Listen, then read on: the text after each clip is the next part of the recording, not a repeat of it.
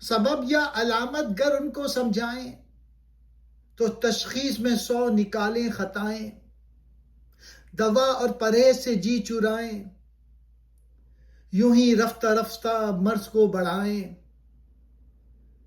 طبیبوں سے ہرگز نہ مانوس ہوں وہ، یہاں تک کہ جینے سے مایوس ہوں وہ۔ حالی کہتے ہیں کہ بعض مریض ایسے ہوتے ہیں کہ اگر کوئی طبیب انہیں ان کی بیماری کی وجہ یا علامات سمجھائیں تو وہ اس کی بات قبول نہیں کرتے،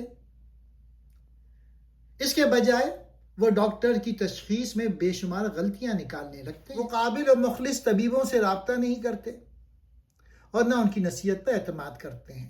بالآخر بیماری اتنی بڑھ جاتی ہے کہ صحتیابی کی امید ختم ہونے لگتی ہے اور ان کی زندگی خطرے میں پڑ جاتی ہے۔ یہاں بھی مریض سے مراد زوال کا شکار قوم اور طبیبوں سے مراد مخلص رہنما، علماء، مفکرین اور مصلحین ہیں۔ جب کوئی اصلاح کرنے والا قوم کو بتاتا ہے کہ اس کے زوال کے اسباب جہالت، سستی، اخلاقی کمزوری، باہمی اختلاف اور علم سے دوری ہے تو لوگ اپنی اصلاح کرنے کے بجائے نصیحت کرنے والے ہی کی غلطیاں نکالنا شروع کر دیتے ہیں۔ قوم نہ اصلاح کی دوا قبول کرتی ہے اور نہ بری عادتوں سے پرہیز کرتی ہے۔ نتیجہ یہ نکلتا ہے کہ اس کی حالت مسلسل خراب ہوتی جاتی ہے۔ اس بند کا بنیادی پیغام یہ ہے کہ صرف بیماری پہچان لینا کافی نہیں، علاج قبول کرنا اور پرہیز کرنا بھی ضروری ہے۔ جو شخص یا قوم اپنی کمزوری تسلیم نہ کرے، مخلص نصیحت میں خامیاں تلاش کرے، اصلاح سے گریز کرے اور نقصان دہ عادتیں نہ چھوڑے،